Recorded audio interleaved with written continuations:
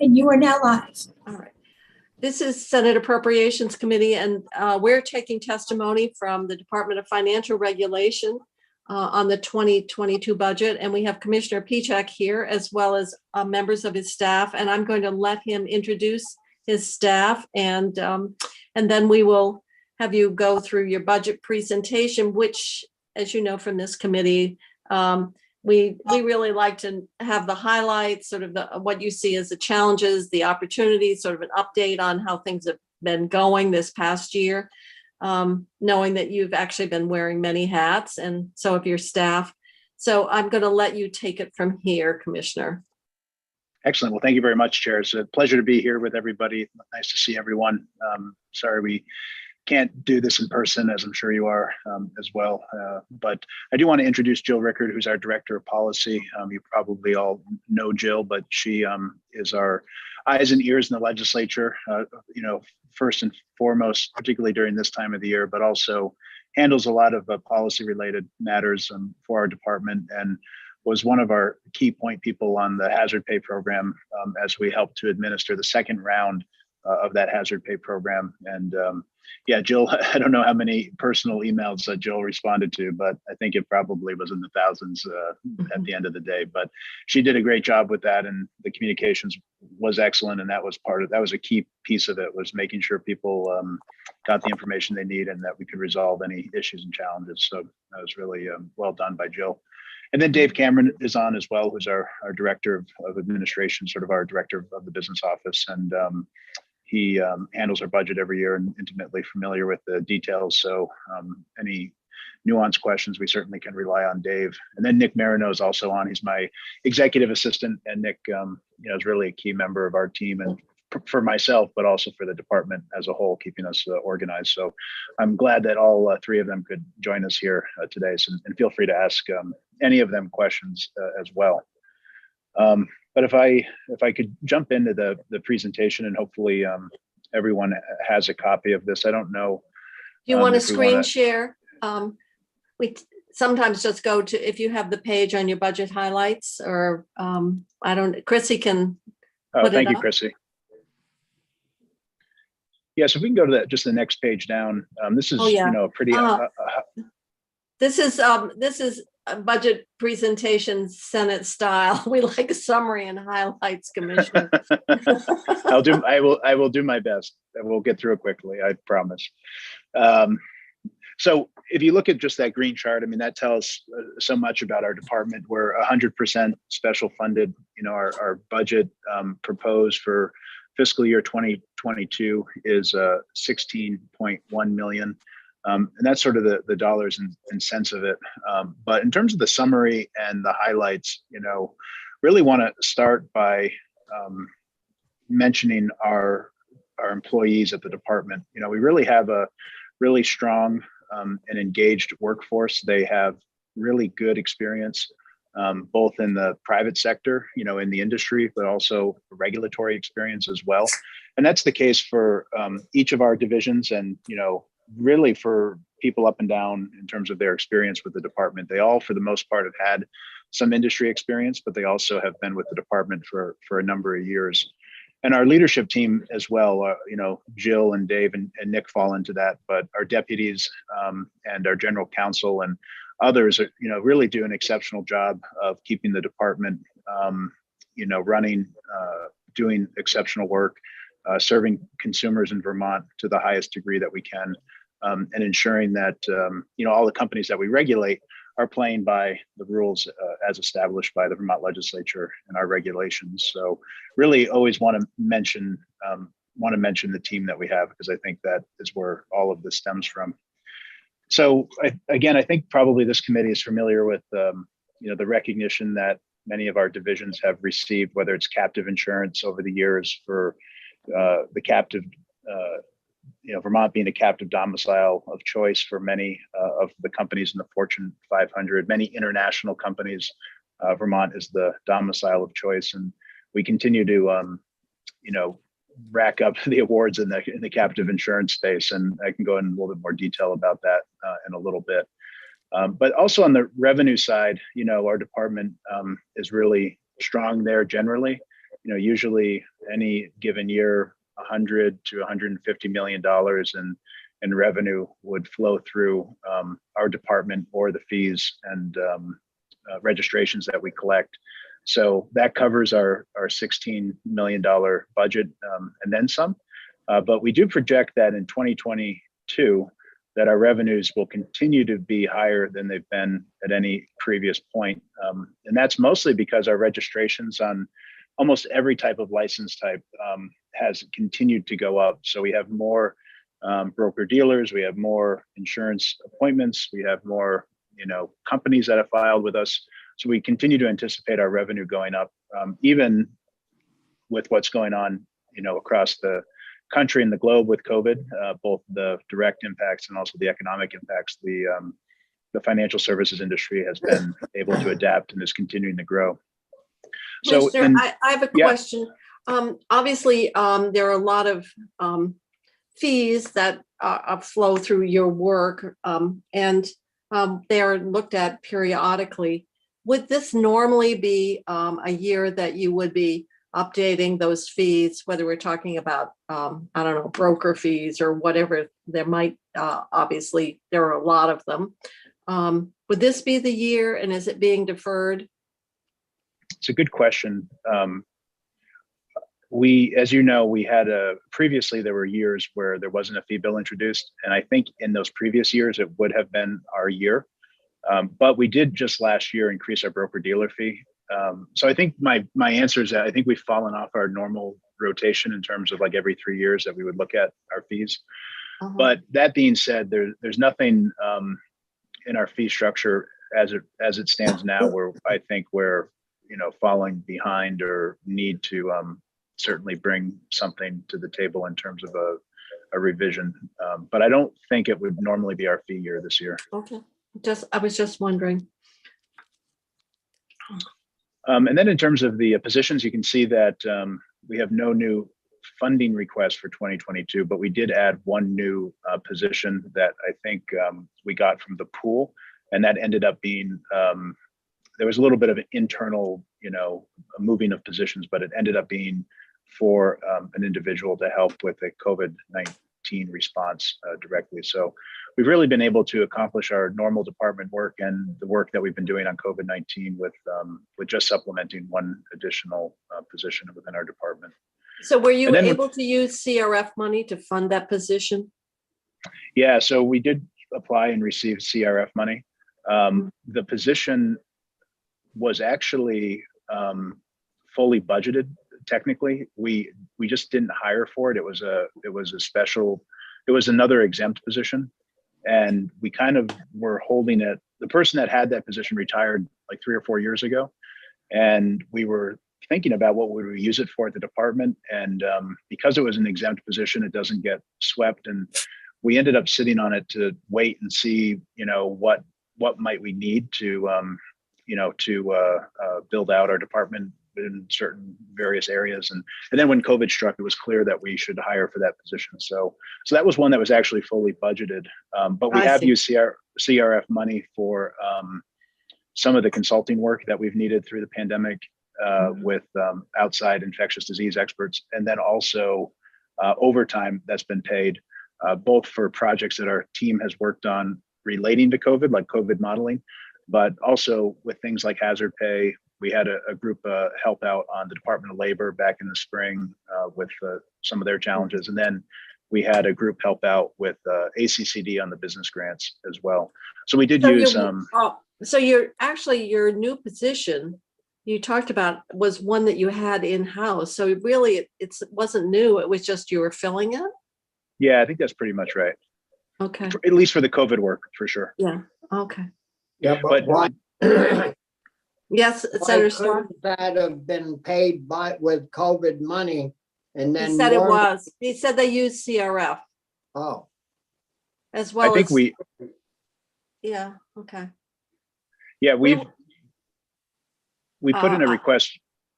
We put in a request early on for CRF money to fund the outside consultants and some of the overtime that we thought we were going to run up. But that was back in, I don't even, May or June. So it's something that I think we want to revisit about, are there other expenses that we can use to reimburse our money? But at the end of the day, because we have excess funds, to some degree, we wanted to make sure that other departments had access to the CRF money before we did, because we were in a position where we're going to have excess revenue at the end of the day. Mhm. Your budget is really a dream come true as it relates to all special funded, that you actually are going to generate more revenue than any time in your history. No funding requests. I mean, wow. It's hard to give you a hard time, Commissioner. Well, I encourage you to try to do so anyway. Well, but oh, but I do want to just mention that last bullet point, if I may, because that's, when you're talking about what's the budget increasing from 2021, and you can see it there, it's just over 1%. And that really ties back to all of those things that we're obligated to pay for: salaries, benefits, rent, and the like. So it's going up 1% from last year, and really it's tied back to those fixed costs. oh. Do you have another slide you want us to look at, or?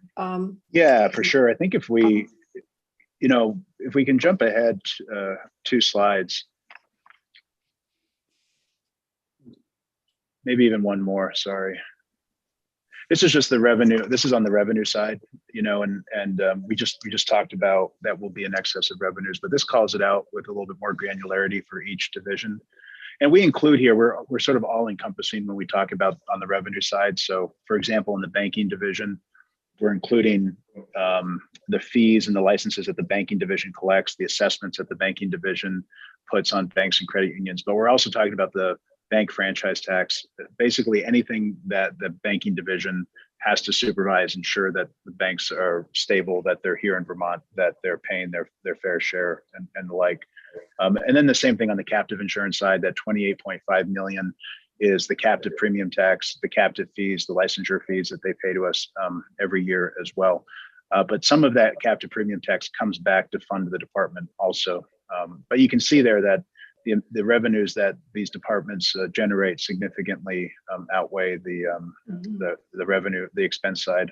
And if we can go ahead just one more slide, you'll see the same is true for the securities division and the insurance division, just to a greater degree. That insurance has a significant revenue from premium tax, from appointment fees, from producer licensing fees. And then on the security side, things like broker-dealer fees, mutual fund fees is a really big one. As the committee probably remembers, the mutual fund fees make up for about 42 million of that 59 million. But that's also our smallest division in terms of revenue. So in terms of expenses, so they make a pretty big bang for their buck. Yeah, wow. In the securities division. So I think that's relevant for the committee to know. If we go to the next slide, oh, sorry. I just want to call out the captive division. And if you look at the bottom corner there, I mentioned that they had received a number of awards, but just this year they were recognized as the #1 U.S. domicile, again, the top domicile globally for premium volume. They've won the top U.S. domicile award, 6 out of the last 8 years. We had a number of people at the department who've been listed as sort of the top 50 people in the industry. So the captive division is continuing to do quite well. They had 38 new captive formations in 2020. So that was since 2011, I think we haven't had that many captives. It's been about 10 years. So even during the pandemic, they kept very busy with their work, and a number of companies actually ended up forming captive insurance companies because of the pandemic and wanting to manage their risk a little bit differently than they had previously. And if we just maybe flip ahead 3 or 4 more slides. Could I, Commissioner, yeah. I had a question. A few years ago, there was sort of a new possible line of, it wasn't necessarily cap. Was it and I can't even remember, it might be even international companies. What was that legislation we passed? And I don't think it ever has developed into anything substantial, but can you refresh my memory about what that legislation was? And it seems like it might have been connected to sort of a variation on captives. Do you know Yeah. what I'm talking about? Yeah, for sure. There was one. There was If one you tell me prior the to. name of it, I'll say, yes, that's it. So the one that happened before I came to the department was called Lima, the Yes, legacy. yes, Yeah. yeah, Okay. you're right. So the Legacy Insurance Management Act, and when I first became commissioner, I talked to folks within the department about that and whether there had been any interest and whether we should be doing anything to generate more interest. And they're just, this process was a little bit different than some of the other states where this was a non-judicial process, if I remember correctly. And it's never been tried and tested. So I don't think anyone has wanted to be the first company to come in and try to reorganize it in this way. So we haven't had any applications. But we did also do something the last couple of years called the Affiliate Reinsurance Company Act, and it was called an ARC. And we have had a couple of those affiliate reinsurance companies in the captive division, and they end up being pretty large companies, and they do pay a pretty fair share of premium tax. So, so we continue to try to look for opportunities to be innovative and industry leading, and certainly try to take advantage of every opportunity that we can find. Okay, yes, Lima is what I was thinking of, and it was a number of years ago. So, but now we're doing ARC, you said? Affiliated? Yeah, exactly right. Okay, affiliated, exactly right. And we have at least a handful of those licenses that we've issued. And do you and see great potential there? Potentially, yeah, for sure. I mean, there was an opportunity. The other reason that became an opportunity was when the federal corporate tax structure was aligned back in 2017. There was a phased out credit or enhancement to the rate. I can't remember if it was a credit or an enhancement. If the credit was being scaled back or the rate was being ratcheted up.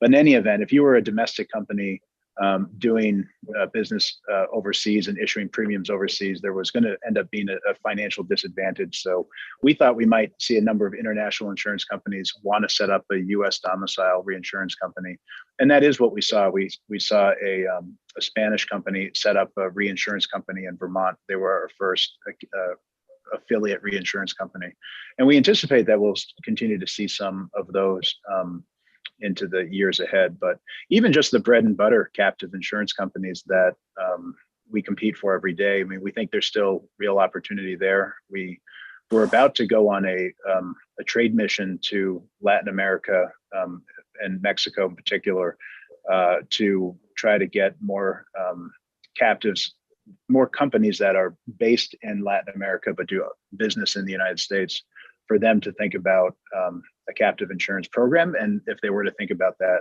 to think about Vermont. Obviously got put on hold with the pandemic, but that's another geographic area where we think there's potential growth opportunities, and we'll continue to search those out, to the greatest degree that we can. Okay. You said I may have interrupted you. Were you going to another slide? Yeah, for sure. I mean, if we can just flip ahead, 3 or 4 slides. We can skip over the division specific slides, but that one right there, I just wanted to mention this because I'm really proud of the work that our department has done. Through the pandemic, our team has really pitched in every opportunity that they could, and every volunteer opportunity that we've been asked to do. They've really stepped up well. I mentioned that they helped with the Department of Labor back in the spring, but we had a team of about 20 department staff that helped out with the Department of Labor. They were there for anywhere between 3 to 6 or 7 weeks. There's a couple of people that are still working at the Department of Labor, helping with more complicated unemployment claims. So our team really stepped up to do that. As you remember, that was a a really difficult time for Vermonters Yeah. and It's hard and the not to, department. it's hard not to remember that. It And was, then, it was a challenging time, all the way around. And then assisting with the business grants over the summer with ACCD, another equally, a smoother process, but an equally challenging task of getting money out to businesses that were in need. And then I mentioned, as I mentioned, the hazard pay program. But then there's also a number of policy actions that the department took pretty early on in the pandemic relating to healthcare, making sure that individuals had access to COVID-19 testing. This was back on March 6th. We had a bulletin around prescription refills, around telemedicine services. We also ended up being able to create rules with the help of the legislature that gave us the authority to require commercial insurance to cover all out-of-pocket costs with COVID treatment. So if you had commercial insurance, and if you still do have commercial insurance and you end up in the hospital or end up needing treatment of any kind, then there's no out-of-pocket cost for that treatment. So we really set, what we think a policy foundation to help with the response from the healthcare side, also on the health insurance side. But again, our team devoted tons of hours to these projects while at the same time making sure that the department work continued to happen. And there's nowhere across our department where in any appreciable material way we fell behind in our core mission, throughout the last year to 14 months. So really proud of the work that they did. I don't see on your policy action, maybe because it didn't take I guess it was more of an interpretation, and that was not including the hazard pay as part of the employer payroll, and therefore would have had an impact on workers' comp premiums. So I know you dealt with that very quickly after I was made aware of it by an employer. So that was, it was a really important issue. Because we wanted to encourage employers to get the hazard pay for their employees and wanted to eliminate any of the financial burdens. And all of a sudden, I think after the fact, this became a potential financial burden that, maybe slipped through the cracks. And we were able to respond and exclude that from the premium, because if you think of it, a one-time hazard pay check is not something that you should factor in to somebody's sort of routine payroll obligations going forward. So it made a lot of policy sense, and we're happy to do that and do it quickly. And we skipped over the slide, but we've made a lot of progress in that worker compensation area as well. The rates went down again for the 5th straight year. They're down about 35% from 5 years ago. Many of the hardest, the highest risk industries have seen some pretty substantial improvement. The forest industry in particular, we've implemented that training program where if you get certified, you get put into a different class code that gives you a 15% premium credit. And we followed that through all the way, where the training happened, the certification happened, and companies were moved into that lower rating. Was the take class. up good on that option? Yeah, the take up was really good. And, I will admit that during the pandemic, I haven't been able to stay on top of it as much. But before the pandemic, we went to one of the training programs, and there must have been 50 or 60 people at that training program. It really was well received early on. Great. Other questions of the commissioner or staff? Yes, Senator Starr. Yeah, how many employees do you have, Commissioner? So we have about 100. I'll get you the exact number. Well, it fluctuates. Ballpark's good enough. You don't have to count every one. Yeah, so we usually have about between 100 and 105 in that range. Yeah. So pretty large crew then. Yeah. And the other question, and it may not even pertain, or if you don't want to answer it, you don't have to, but have you looked at the fiasco that we're in regards to the pension fund and how the money has got all messed up? We've been putting in what we've been asked to put in, but yet the legislature gets all the blame for not funding it properly. And have you looked at any of that stuff, or is that with your auditors and things? Is that anything that would be of interest to your department? So we have in the past played a small role. We have a representative on VSTERS, on the VSTERS board. It's technically me as the commissioner. I'm the position, but what we do at the department, because we also regulate VHI, which provides the health insurance to the teachers, we have one of our lawyers take the seat on VSTERS, and we try to keep a separation between us. You have a because of the lawyer. sit there? Well, we'll let this is a good lawyer. This is a very good lawyer. So we'll let him Well, pass. yeah, but they aren't so good at counting sometimes. Oh, right. I would say he's probably got very good counters in his department. Even our lawyers are very good counters. Yes. Mhm, mhm. But so we have a limited role, Senator, in that position, and otherwise I haven't, in full honesty, been able to look at it with great detail, look at the issue with great detail, and but I know it's a very challenging topic and one the legislature was looking to address, but certainly a challenging area. Yeah, it's gotten totally out of hand. That's So for sure. other questions of Commissioner? Well, you've been at a lot of press conferences, that's for sure. Yeah. Normally, the Commissioner of Financial Regulation is kind of a low profile, but I guess the pandemic thrust you into the limelight along with Dr. Levine and the governor. We used but- to Go ahead. the first time I just remember the first time we, because we used to be called Bishka and everybody knew Bishka, but DFR was a relatively new name and a new organization. So the JP case, when we brought our case against JP, that kind of put us in the limelight, if you will, for a little while, and at least people got to know who we were. But yeah, the COVID certainly has. I think COVID has just showed the quality and the team that we have here at the department, that they continue to do their work. They can help out and pitch out on other projects, and that they can do it well and do it competently. So really, just again, proud of our team.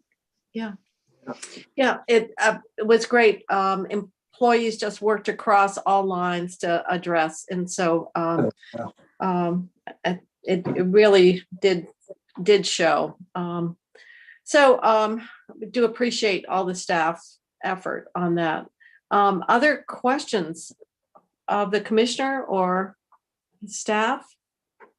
Otherwise, I will say thank you, and I'm sure if anything else comes up, we'll be in touch, and appreciate your good work. And I guess, will there ever be another captive insurance conference again?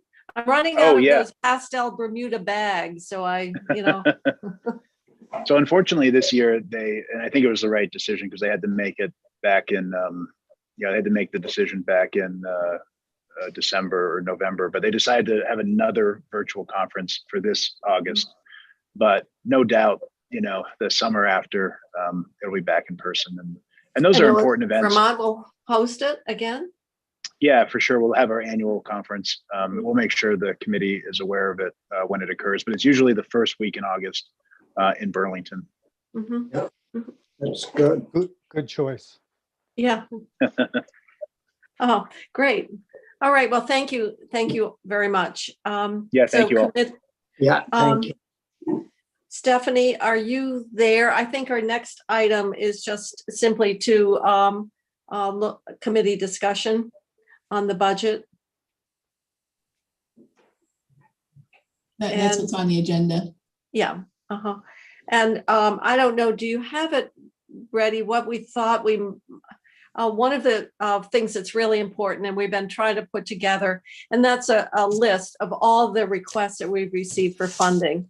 Alice mentioned it, and it's something that we do every year. It includes all the requests that come in from the public hearings, as well as individual requests that we get over the period of time. And then Stephanie was going to crosswalk it with what has appeared in the House budget and what has not. There'll be some things that I was talking to the chair of House Appropriations, and the whole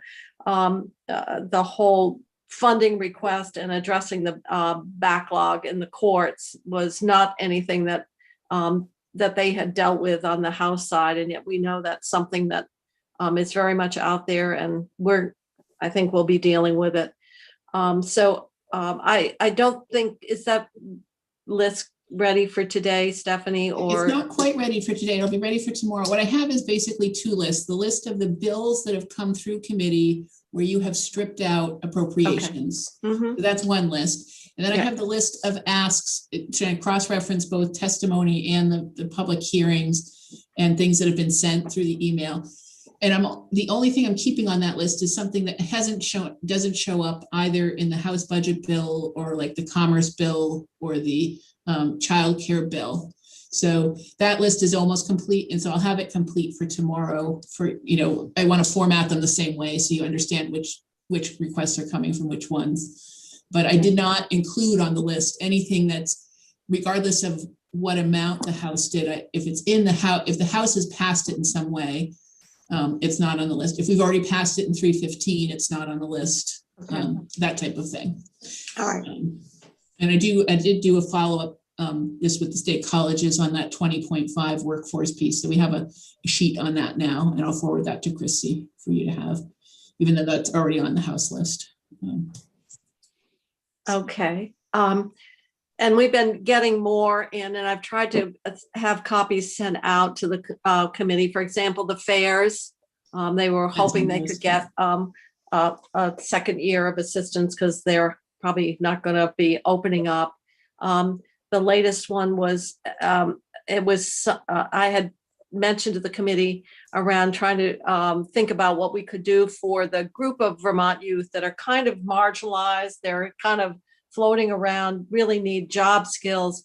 They need supervision, they need mentoring. And that program that came in, I was aware that they had Youth Conservation Corps, women, was Audubon, Vermont, I'm going to butcher the name, Women Work, or Vermont Works for Women. Vermont Works for Women. I get the words out of sequence. So it's a wonderful consortium of interests that have come forward to provide work opportunities and paid experience for youth. It's Youth Conservation Corps is one of the players. And then trying to understand, for example, some of the things that we did in 315, particularly around the LPN nursing, and that was part of, whether that was part of the 20 million and the extent to which we want to put some greater definition around that. Or if we don't have time, and I guess I'll ask Senator Westman and Senator Baruth, one thing that we could do is, like, if we need more time to think about what those programs might look like for training or whatever. One option that came to mind is that the money we could, if we agree with it, if we feel that more work needs to be done, et cetera, that it could be, if we're not in session, it could be released when the plan is, given to joint fiscal for approval, which we've done in the past. So that's just another option. And then, so Jane, yes. And this, I had this question before, but now it's pointed by what you just said. So is there an indication from the governor that he would veto 315? In other words, are we back to the drawing board on plugging these into the big bill, or? I would hope not. The whole thrust of 315 was to get these projects out and get the full benefit. And it's a combination of ARPA, it's of general fund. And the most important part as it relates to tax preparers is getting that section done on linking up with the federal tax. So not let 315 go forward with a relatively modest, when you think about 1 billion, the amount of ARPA money that was appropriated there is really modest. And some of it is in areas that I would hope would be acceptable. In other areas, certainly on the workforce piece, since that was nothing that is being recommended by the governor, whether that would be rise to the top of not letting 315 go forward. I haven't got any intelligence on that at all. I would hope not. We talked about it.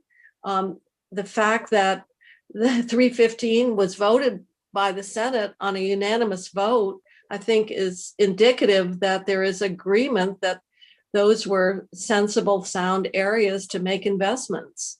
Yep. But I can't answer your question because unless we want to, unless somebody has got knowledge that I don't have at this point.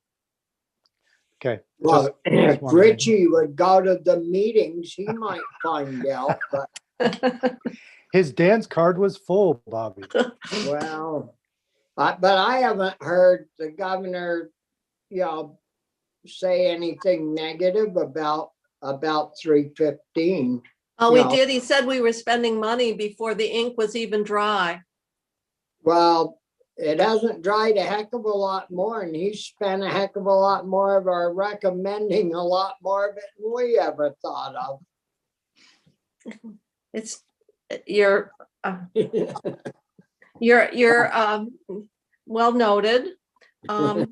And I do think that some of the things that we did, particularly for workforce upskilling and for our students, I thought that was really, I was very proud of what we did in H315 and the kind of partnerships that were there with particularly our nursing homes and with our higher ed response and the work that was done.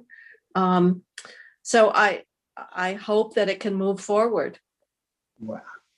And knowing that everybody is putting forward their ideas for spending, and it's really a deliberative process and some give and take. Other questions? So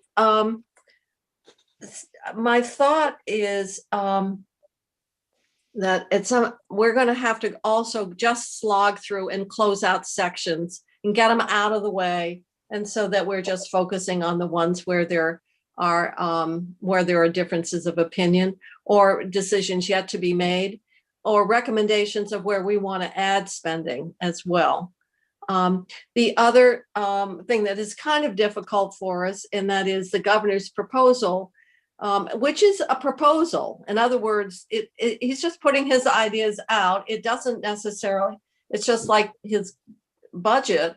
Then we evaluate it, we modify it, we accept parts, we reject parts.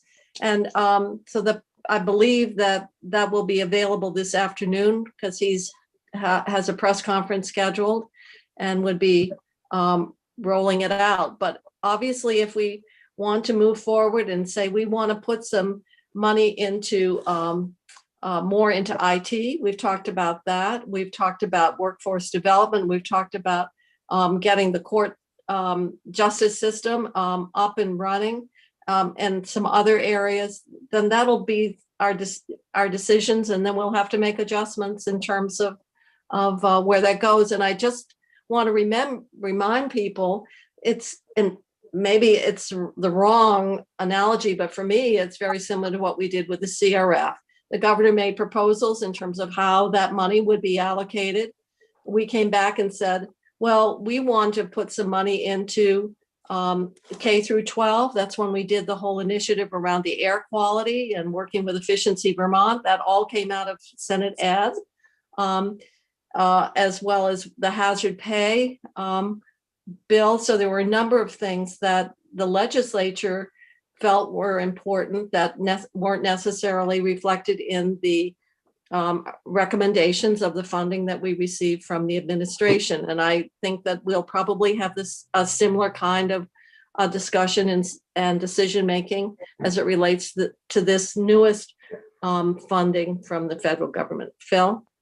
Madam Chair, I don't know if you remember, but when the AG's office was in, Josh Diamond had forwarded me a proposal from Henry Sparks at the Burlington School District to try to retain students of color.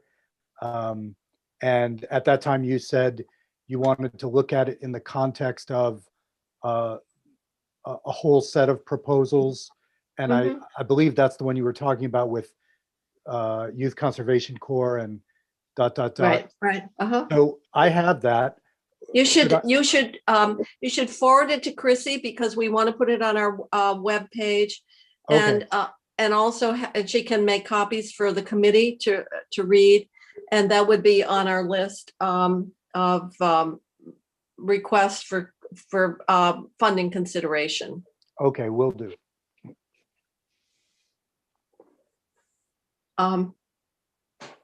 Anybody else holding on to any kind of proposal that, just like Senator Baruch just mentioned, that we need to make sure is on the list? Now, Senator you put the fares on, right? I did. Uh-huh. So I may have some, right now I wasn't ready, but I think most of my requests are parts of bills, that we've already passed. Okay. That we took out the funding for Yeah, consideration. But Uh-huh. who knows what the House is doing with the bills? I have one that may or may not be appropriate with regard to an organization that's been providing a lot of services, but they don't have paid employees. They've all been doing it on a volunteer basis. Pretty active group. I can send that in and we can look at it. I don't know if that's the right end to go to or where it should go, but If it's services to like a particular population, then any appropriation would have to go through one of the departments or the Agency of Human Services. So we would have to get their reading on it. It may be somewhat like the diaper assistance arrangement. I don't know. Although I suspect there are many community-based organizations that are operating on volunteers. So, but we can put it out there. The other email that I got was related to the brownfields. Yeah, I And, got that email too. And that would be to have our RPCs Yeah. structure $1 million. And I asked Peter Walk how that would fit, and he said that was standard practice of how they've divvied up the work, and they supported making it clear that $1 million of the, I think it was 11 to ACCD, would be subgranted to the RPCs to support their brownfield work with towns. Yep, that's good. Okay. It's just a lot of moving pieces to make sure that, so I'm hoping that our collective memories will all kick in here. Well, I want, I did forget one thing. Uh-huh. Water, we still have people adversely impacted by the PFOA here. And now we have this, and I don't know what's gonna happen with it, but there's a reclassification of a zone of contamination. And I've talked a little bit about me being in that zone, but I have a lot of constituents who are proposed in that zone who are still on well water. And since the there's the hope that some of that money that's going into clean water can be used to help those folks out that weren't impacted, that didn't get money out of the St. Gobain. But there's also the private lawsuit going on.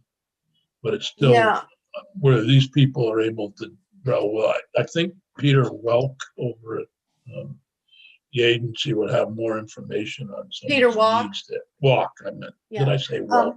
Walk. Yeah, there's based on what we got preliminarily was 170 million would go to water, sewer, and I think some of that might actually go to individual possibility for individuals. So Yeah, the problem they're too far away from the water lines. The water lines would not have the pressure, at least as, I'm not No. an engineer. Yeah. It's been explained to me that the water line pressures from the town and village water lines couldn't be extended out to many Yeah. of these residences. So so there is and I think it was to help on an individual basis, particularly wastewater or, septic and Well, water. So we'll Yeah, have this to. is for clean drinking water in Yeah, areas yeah. where they've been determined to be. And so obviously one big area of concern, and that has to do with homelessness and what's going to happen and how quickly alternatives can be developed, because we know that a lot of the motels or hotels that have been providing rooms to the homeless population, in fact, are going to want to make those available once travel opens up. And so I think that's something that we definitely are going to want to take some more testimony. And I guess that's once we look at some of this, we might say, yeah, these are really key areas that we want to move them ahead. And so I think when we're looking at requests, I would like to put Josh Hanford and Gus Seelig. And so we can get an update on the housing, because I see that as really one of the most important areas to move on quickly, simply because of the urgency of what's going to happen within the within the hotel motel work. Bobby, you've got a question? Well, it isn't so much a question as a statement. Yeah, and I'm glad you brought Josh's name and Gus's up. We're talking about building out all these additional and fixing all these additional homes. And this past weekend, I'm buddies with a building supply place. He was telling me that plywood that was $12 a sheet, like last year, is $38. And it's a real poor time to, unless you can get a deal, it's a pretty poor time to be building to a large extent, because we're only going to get about half of what we should be getting out of the money compared to a year or two ago. Well, that's true. Building supplies, the cost is really increased a lot. That's the kind of question we can roll out in terms of what their plan is and who is part of it, and looking at it relative. Rich, there's language in the DCF section around that work group. In light of this proposal and maybe wanting to do more from the get-go on housing this first year, we probably want to relook at, I know it was a placeholder, to be honest, in terms of probably that should be revised in light of whatever decisions we make about housing, money for housing. Yeah. Okay. Yeah, and if they bought like 2 train car loads of plywood from wherever, I'm sure they would get a lot better deal than going to the local, contractor, going buy 50 sheets. Well, that could be, I guess overall, there's just a shortage. Yeah, regardless of who's buying, but. Yeah, pressure treated stuff has gone through the roof. Yeah, that's all, but we wouldn't probably use a lot of that. Well, that's Trump's fault. Oh, that was Trump's fault. Well, no, I mean, when you do these trade deals with China, and plus you have the shipping as, you saw the backup of ships in the Suez Canal and other areas trying to get, shipments to the United States, and we're reliant on foreign.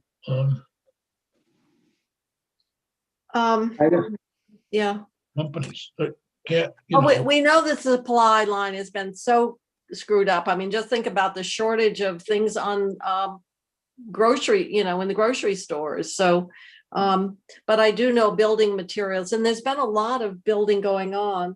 The other bill that we stripped out, and that was the VHIP funding for the time being, but that we can look at what we want to put in for that. That came out of economic development, I think, with 3 million, possibly. The House more. did include that funding in the big bill, I believe. Yeah, I know they did. Yeah, the one that isn't included anywhere in the House is the relocated worker piece. Okay. Well, we've been using one time for that, and we can think about continuing that. Base money is still very, very limited. So we've been using one time for that, and we may have to continue if we to fund it. Look at that as a continuing with those one-time funds. And Bobby said something about the fairs. yeah, It's not clear if the governor's actually reopening the state July 4th. Is it really a plan that there won't have those types of events? I mean, that's huge in my area. We don't have that many fairs. I've got 2 in Bonneville and Peru, and 1 in Pownell, but they're smaller. But we also have events that go on from time to time that raise money for, like the Chamber of Commerce that relies on it for its operations, like a third of it in the events. So I'm just curious as to if this really plan is to not have the fairs, then there's a lot of these organizations that are not going to have the money to. I think the big question is they've got the cost for the infrastructure, and to do a fair, they've got to be booking rides and amusements and stuff. And so I know, and that creates, it's more than just fairs. I'm just trying to point out that, like if we don't do the Garlic Fest here in Bennington, that's about like a third of the chamber's annual income. Well, we've got 2 things, one of which is the foregone revenues that these are designed to, and the other is the infrastructure to maintain the buildings, pay the lights, insurance, et cetera. So we've got 2 different things, one of which is the extent to which these fundraising activities will be able to occur. And the other is these fairs are really almost having to be planned a year ahead in terms of rides and all the other stuff. So, and there is some assistance. So the way it was described to us is there'll be 5 buckets, since the governor's probably announcing it right now: a water, sewer, connectivity, housing, climate change, and economic recovery. Those were the 5 buckets or priorities that were advanced. And then for each area, there were different expenditures or programs, and over the recommended amount in 22, 23, and 24. That's what the governor will be providing for us, is his recommendation. And then we will have to basically determine how much we want to fund, and in what areas, and what areas that we feel have been left out that we feel do need to be funded. And that's going to be our work ahead of us. Well, I certainly agree that we should have a hand in that. Just to let the administration run wild with that is not right. Well, if 315 moves forward, that was the mechanism by which we accepted the ARPA sections of the ARPA grant, and also made it clear that they would be subject to appropriations. Yep, that's what was that was good in the about it. first section of the bill. It's just being modified a little bit. We pulled out the reference to the housing because that grant hasn't come through yet. Please correct me, Stephanie, if I'm saying that wrong. But also because we used the mortgage assistance, we didn't use that ARPA money as a source. We used CRF, so that language had no relevance relative to what revenue stream we were using in 315. Okay, So our goal is, the House passed out the bill 315 Friday afternoon. I think the vote was 10-1. And That's it's the House on, today. yeah. And our goal was to put together something that we could simply concur with, and it will be done. And then it will go to the governor. When do you think we'll have that, Jane? Well, I would hope they would message it and, I don't know if they for- messaged it. I know they voted on it. It passed. I just don't know if they messaged it today or not. Okay. They did. This They week. did. I Yeah. know the tax preparers are going crazy not to Oh, have, yeah, yeah. yeah, So we need hopefully- to get it wrapped up. So anything else that we need to think about or have for us to get through? My thinking is we will go through the one-time list, then we're just simply going to close out everything we can, keep the sections open, make decisions around the first year of ARPA funding, what we want to add to what the House did. Do we want to modify it in any way? And then we will take it from there. Somehow it all falls into place toward the end. Usually what I try to do is, Stephanie, I'll sit down and put together sort of a matrix for us to work with, and then it helps kind of make the final decisions to get to the bottom line. There But- just are a few other bills that need, coordination with, like the childcare bill, the commerce bill, the broadband bill, because they all have ARPA pieces in them or funding pieces in them. And then my last question is that, assuming the governor's press conference is going on now, do you want to formally have different folks in on his proposal, or only as they come up in the context of marking up the bill? I think probably to some extent, because we're going to be back to business grants. And I think we're going to have to have the policy committees take some testimony like we did before with the CRF. I would like to hear on housing, simply because it ties so much into the budget under the homelessness and what it means for appropriation. So I think for that one, I think we should schedule Josh and Gus to come in to testify. Good. And then we'll look at the main thing is, and we're going to be talking about it at chairs this afternoon in terms of how we want to look at it. We haven't had a chance to go in, because if we want to alter, in other words, the governor's made his proposal, but that shouldn't necessarily drive what we end up doing. So we need to have some discussion among the committee chairs about how we want to organize the work. Because last time, for example, in the House, remember the speaker gave every committee a certain amount of money.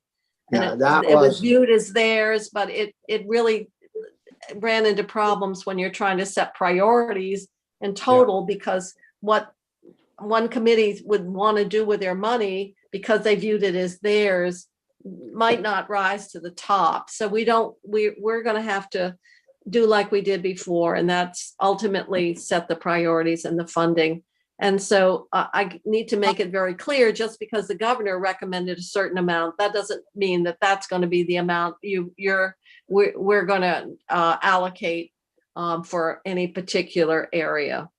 Yep. So that'll be our work ahead to figure out how we want to coordinate across committees. What is the status of that childcare bill? It's in health and welfare. Oh, yeah. Yeah, it's over in Lyons's committee right now. But that's a big ticket item. As Well, the it's like- House sent it over. I think one of the problems is like 3 or 4 different initiatives that require new revenue sources. There's tuition And reimbursement. And I don't know what I know there's, the revenue source from perhaps sports gaming, but we haven't even passed a bill this year. There's revenue from Keno, but we haven't passed a bill this year. There's revenue from marijuana, but we're late getting started. We're hopeful that, the what we did in S-25 can help push that along and other areas. But, So- you know, We got Pepper on the job now. we have Pepper on the job now, which is good, I think. Mhm. Assuming the Senate confirms him, Philip. Good point. So the question in childcare is going to be, the bill is in our Health and Welfare Committee. The House stripped out the money, put it in the budget. And there's really money, there's ARPA money, there's 3 levels of money. Yeah. So the Keno money that went in, the thing I'm most concerned about the childcare proposal that is in there is all of the money that went to open or expand existing childcare facilities to open placements, because they've lost, as of December, 300 placements, was more of that was in the Keno money than is in the underlying budget. There is 800,000 in the underlying. So I'm not quite sure how to sort all this out. Well, I don't know how you can, I don't know how we can appropriate money we don't have. And Well, if- no, that money came out. But- And there is money, there's 2.5 I thought million. you were saying the bill still assumes that there would be revenues from Keno. No, they don't, it doesn't. The 3 million is out. And what I'm saying is the majority of the money that was going to expand placements is out. And there's $2.5 million for scholarships. My criticism of that is for a large part is people that are either already in childcare or have decided that they're going to be in childcare. What they really need to do is excite some young people to go into the work, or we aren't going to be able to increase placements. Yeah. We're going to go from 48% of the kids having placements to more like 45% of the placements after this is over. So I'm not sure, with all the players in the different levels of money, where we go, how we want to sort this all out. And I think the challenge for us is that it's created expectations that there's not the funding to support. And it's easy to pass legislation. I know that the goal is, 10% of income. Well, the goal for housing is 30% of income, but we got a lot of people that are spending 50 and 60% of income for housing. So, what bothers me around passing somewhat aspirational language is it creates the expectation of future responses that there won't be the revenues to support. So we're going to have to bring stuff into alignment with that. The other thing that we've talked about, and I don't know if the bill is coming here, but and that is, at what point we really, as we're looking at the loss of slots and we're looking at the loss of capacity, is to take a comprehensive, independent look of how we do early child development and child care and infant care. The administration came forward and it was rejected. And, I'm not saying I was a proponent of putting the child care development division into education, but I think it begs the larger question that we need to really think about. And that is how we've got systems that have been in place a long time. And do we really need to have an opportunity to take stock about how it's organized and not, I know that the former Secretary of Education had thoughts about that as well. If this might not be a good time to really have an independent examination around that intersection of education, childcare, organization, where we have capacity, where we have infrastructure, what Well, those potential might be. You already have the study group that is being No, put. I'm talking about not a group of advocates. I'm talking about some kind of independent examination of how. I totally get what you're talking about. What I was going to say is that you have the Building Bright Futures group, and they're making all the recommendations on the spending going forward for the into the next year around the some of the federal funds that we've given some authority to. So you know, you've got that, and then I do think it is probably a good time to look at the way this is all organized structurally in that piece. The House hasn't been very favorable so far moving to education either. So, And I don't know, I don't mean to prejudge that. On the other hand, there may be merits that haven't been really thought through. I don't think that we had good information to make what people would feel was an informed decision on that. I don't know what the House ended up doing in the budget then on the childcare piece. They obviously did some funding, and you've looked at that, Rich. And then there was money in 171 that would do even more. And I guess now there's language around a study. We haven't had that. I don't know what the status is in health and welfare. right. Well, is there one person, or what should I do with health and welfare?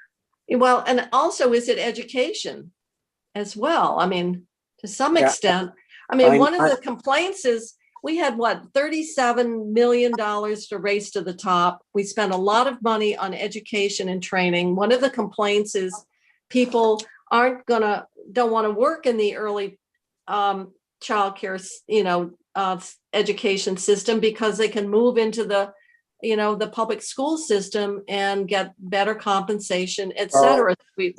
That's partly why I would say we did that initiative to move into the tech centers to try to reach into the high schools to start to get people interested in working in childcare. And if you can't start reaching in at an earlier age and getting them ready to work in childcare, by the time they get to be a senior, you can say, I'm going to give scholarships all you want, but if you don't start lining these people up faster, you're not going to have the people. Well, that's true, but then it gets into the compensation issue. So, Philip, this is not new to you either. I just wanted to ask Becca. Becca, I had a thing from Carolyn about a meeting at 3:45. Is that still on? It is, yes. Okay. But I can also, you and I can push a little later if Jane wants to continue with this conversation. I don't. Okay, I just didn't want to miss it if. Okay. So, Rich, maybe you and I can talk about offline in terms of how we can maybe take stock and get us better, a more comprehensive assessment and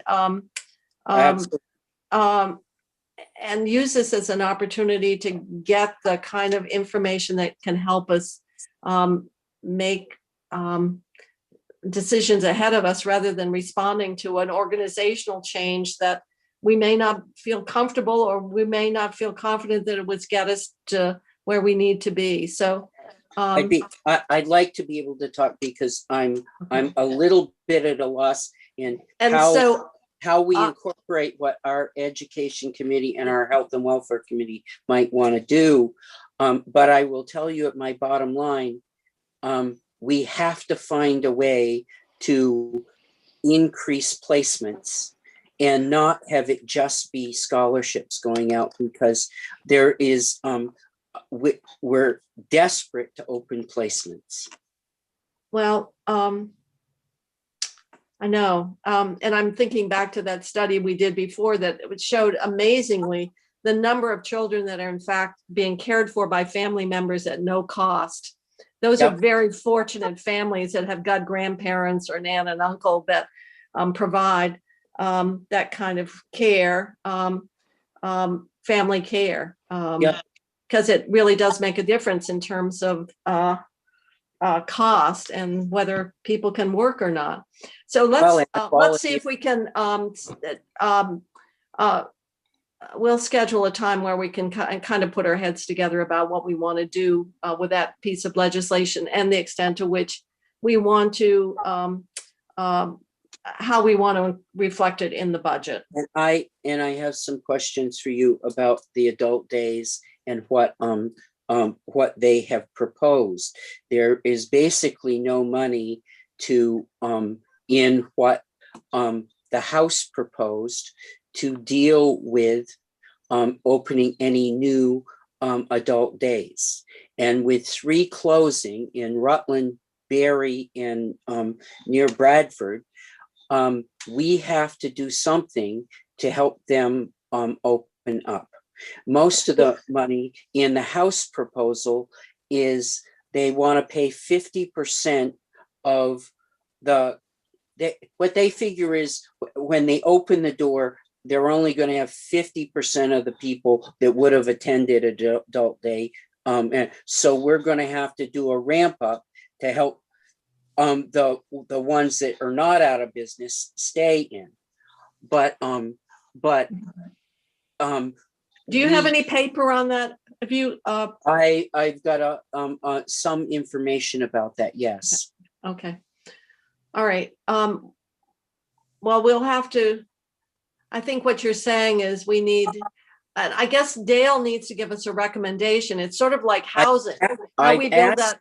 I've asked them, and then they and I will tell you what part of their problem is. When you lose a commissioner and in the changeover, it's been a little tough. I have to circle back around with them and see if I can get them to do that. But when Monica left, it left a hole for a while, and I've had trouble getting information. Has she been replaced, or it's just There's an interim there, yes. okay. Is that Megan Tierney Ward? Yes, I think Yeah. so. Okay. All right. Well, let's see if we can set up particularly what we do with the childcare. Yep. Chrissy, if you can, we'll talk about that to set up a time, maybe with Senator Lyons and Senator Campion. Okay, and I'm taking notes as you guys have discussion about follow-up testimony, so. Yeah. keeping Okay. track of that. Okay. All right.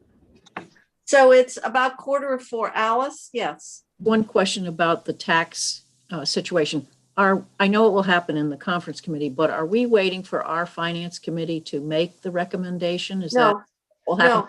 no. It all happened Friday afternoon. The House Ways and Means Committee and our Finance Committee agreed upon the final language around the treatment for UI and PPP provisions for tax year 2020.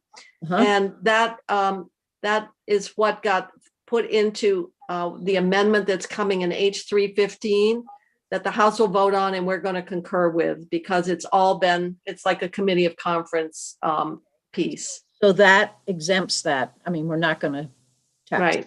Yeah, 10,200, I think, of UI income. 200, but just for 2020. Yeah. Okay. Yeah. Very good. They did not want to get into making tax policy for 2021 in this fast track bill, felt that it needed to go forward with more discussion and could be done sequentially. That's great. So the only thing that could happen to throw that off now would be the governor to veto it.